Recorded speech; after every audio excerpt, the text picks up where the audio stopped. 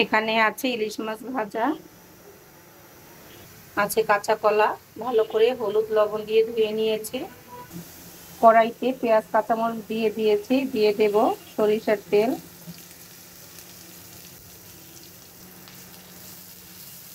একটু নেড়ে এতে লবণ দিয়ে দেব।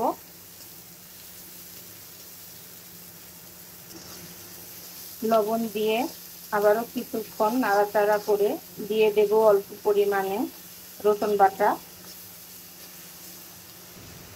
রসুন বাটার সাথে একদম সামান্য পরিমাণে একটু আদা বাটাও দিয়েছি আমি। আবারও ভালো করে এটাকে কষিয়ে নেব।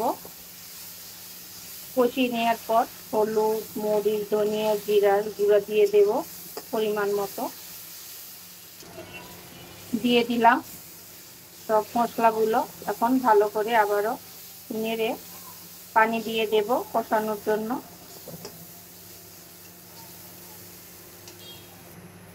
পানি দিয়ে দিলাম পরিমাণ মতো। এখন ভালো করে এটা কষিয়ে নেব। আমার মশলাগুলো কষানো হয়ে গিয়েছে, দিয়ে দেব কাঁচা কলাগুলো। কাঁচা কলাগুলো ভালো করে উল্টে পাল্টে নেড়ে দিব। নেড়ে দেওয়ার পরে ঢাকনা দিয়ে ঢেকে দিব।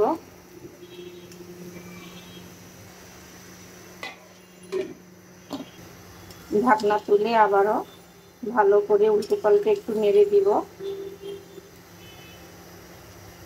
একদম কষিয়ে নেব এই ঝোলে, আর ঢাকনা দিব না।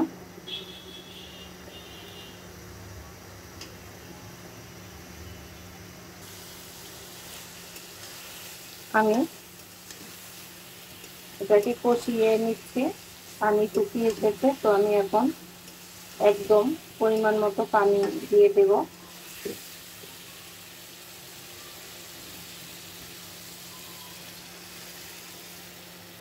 পরিমাণ মতো পানি দিয়েছি। পানিটা বলকানোর পর আমি মাছগুলো দিয়ে দেব। আমি এখন মাছগুলো দিয়ে দেব। ঝোলটা বলকানোর পরে আমি মাছগুলো দিয়ে দিয়েছি। মাছগুলো দিয়ে আবারও ভালো করে নেড়ে ঢাকনা দিয়ে কিছুক্ষণ সময়ের জন্য ঢেকে দিব। আসছি 5 মিনিট পরে। তো হয়ে গেল আমার কাঁচা কলা দিয়ে ইলিশ মাছ রান্না। তো কার কেমন লেগেছে জানাবেন। সবাই অনেক ভালো থাকবেন, অনেক সুস্থ থাকবেন এবং নিরাপদে থাকবেন। আল্লাহ হাফিজ।